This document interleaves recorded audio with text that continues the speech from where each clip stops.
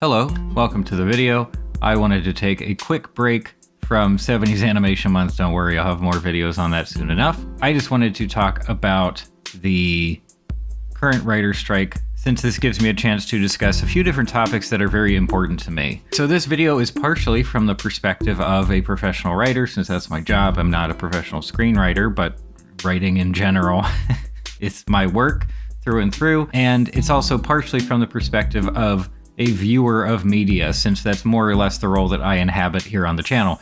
I watch things and I talk about them. So I'll be getting to the core of the current WGA strike, the future of streaming entertainment, and also the potential impact of AI writing on media creation. Feel free to stick around. Okay, so the Writers Guild of America is currently on strike, at least at the time I'm writing this. Who knows, it could end basically any time. So pretty much across the board, when one of these entertainment unions goes on strike, I'm going to support it. If the reasoning behind the strike is stupid, then maybe I won't. But even beyond specific bargaining conditions or topics, high-profile strikes are an assertion of value. Strikes are collective bargaining, and strikes are generally deemed necessary when a labor group feels that it is being devalued. And in this specific case, the WGA's main focus is pay for screenwriters working on streaming exclusive shows and movies. The WGA feels that these screenwriters should be getting paid just as much as screenwriters working on, traditional broadcast TV shows and theatrical feature films. So that's a very basic summary, but I'm trying to keep this relatively short. And this bargaining point, this topic highlights some of the growing pains associated with the shift towards streaming entertainment. Broadcast TV and theatrical movies definitely are not dead, but streaming is bigger than ever before, as we all know, and many people, especially younger people, prefer streaming their entertainment as opposed to signing up for cable or satellite or going to movie theaters for every single movie they want to see. But the problem is that many streaming platforms, even the ones owned by big giant media entities, are not very profitable, at least not so far. Disney Plus, for example, still hasn't become profitable, although the company predicts that this might happen in the next few years, and Netflix has a long-standing precedent for deficit spending. In other words, Netflix is always and has always spent more money than it is making. This is not going to work out in the long term. So streaming platforms have been monetizing much more aggressively in recent years. This is something we've talked about before. They are charging more for subscriptions. They're putting ads on their services, even on paid tiers. And as the writer's strike has pointed out, they are not paying their production teams all that much. They're certainly not meeting the rates that these same professionals would be getting if they were working on a piece of media that was going to be distributed in a more traditional fashion. So what are the possible outcomes of this current strike? Well, there are tons of possible outcomes. So I'm just going to focus on just a few that I think are relatively likely. So starting out with the most likely case, where the WGA successfully bargains for better rates. Hooray! Okay, that's what I want to happen here. But since these streaming platforms are already dissatisfied with their lack of profitability, they are going to try to make that money back in other areas. The most obvious way that they could do that is to charge all of us even more money for subscriptions. Maybe not like double what we're currently paying, not yet anyway, but I'll say, 20 to 30% more over the next year or two. The increase for each individual service would be contingent on many different factors, like the total number of subscribers, their existing price increase roadmap, and subscriber response to price increases. But in general, prices would go up.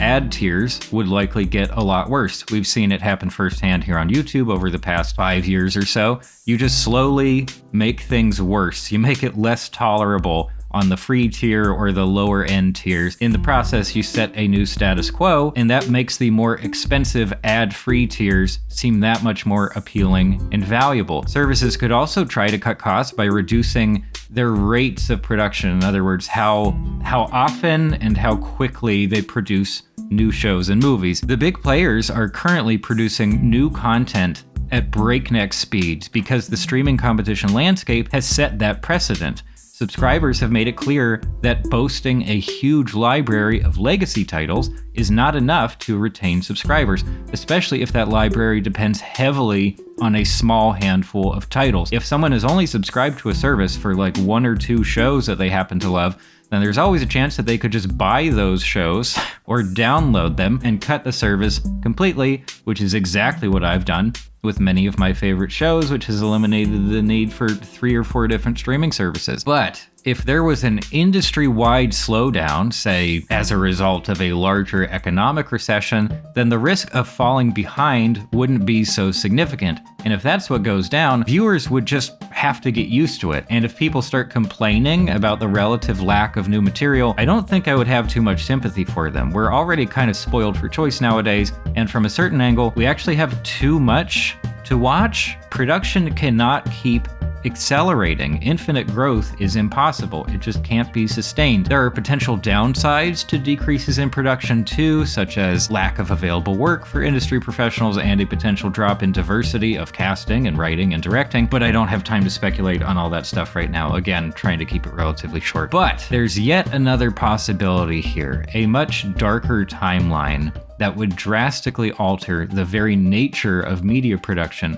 for decades to come. Certain studios might decide that human screenwriters are more trouble than they're worth and instead start generating scripts using AI. This is no longer an insane sci-fi prediction, and to be honest, I've been putting off talking about AI writing for a long time, and even now, I really don't want to. Fun fact, one of my freelance writing jobs, in fact, my main source of income, straight up replaced me with AI, specifically ChatGPT. Now, for many obvious reasons, this has been a miserable, existentially depressing experience, but it has also been kind of interesting, I have to admit. It's interesting to see how people react when you tell them about it. It's interesting to see which companies are willing to use AI and which are not. And it's also interesting to see companies using AI tools to create content without disclosing that to their audience. And yes, this is 100% happening right now and will continue to happen, at least in the online publishing space. It doesn't have to bother you, but it definitely bothers me. To me,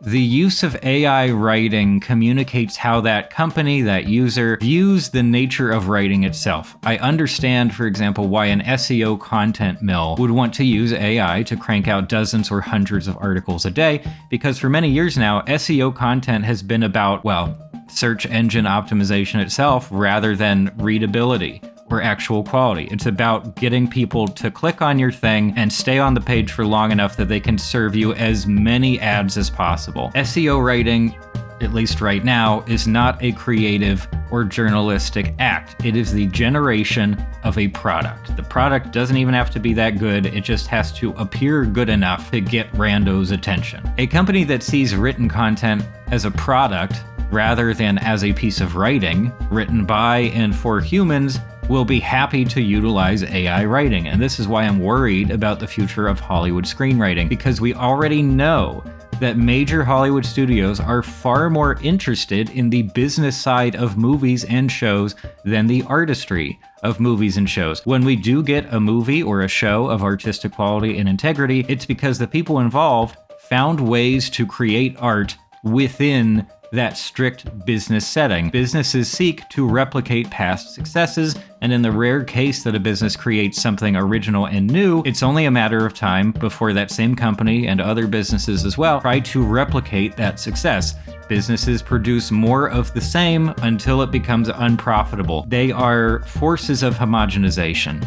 AI is also a force of homogenization, inherently. In fact, AI enables accelerated homogenization, in my view. I have no doubt that plenty of studio executives and marketing researchers are dying to use AI to generate screenplays based on movies and shows that are currently popular, but doing so would represent an all-out attack on human screenwriters. Even if they don't intend it to be, it would immediately devalue an entire category of professionals. And as you might expect, the WGA would have a few problems with that. A few journalists have rightly pointed out that the WGA needs to use the current strike as an opportunity to address the threat of AI writing. Both AI writing and low pay for streaming screenwriters are issues surrounding the devaluing of writers, and if they miss this opportunity to restrict or prevent the use of AI within studios, production companies, and streaming platforms, then even one successful media product marketed heavily as being AI written could set a harmful precedent for the near and distant future. And just to reiterate a foundational concept regarding labor and discussions of the value of labor, devaluing a group of workers or an entire category of workers is dangerous for a large number of reasons. If it's decided that these workers do not have value, they could get paid less than a living wage, which not only negatively impacts the workers themselves, but also discourages other people from entering this particular field. And when an entire society doesn't value a specific field or job type, and that valuation is denoted mostly by pay and status as a result of involvement in that field, then that specialization does not develop further, and it might even degrade. In a worst case scenario, workers might feel that they don't have value, when in reality they produce a great deal of value. It's just that that value is being claimed by management, business owners, etc. So at least in my view, the precedent that screenwriting isn't that important, that it isn't worthy of a living wage, and doesn't require the involvement of human thought or originality is a frightening one. And the originality and creativity of contemporary screenwriting, already in short supply, would decline even further. In that situation, studios could continue to produce mass amounts of new media, but producing more of the same is not how a medium moves forward. The current writer's strike is about much more than a pay dispute. It's a very pointed question that the WGA is asking the entertainment industry at large. Professional writers are asking Hollywood how much Hollywood cares about writing. Hollywood's response could easily define the next era in the history of entertainment. That was longer than I wanted it to be. Again, just a kind of a rant. I wrote this very quickly last night, and I just wanted to get out there pretty fast. Feel free to disagree with me, obviously. Anyway, next video will be about just a fun video about a fun movie. That's all. Going back to simple stuff. But that's all for now. Thanks for stopping by.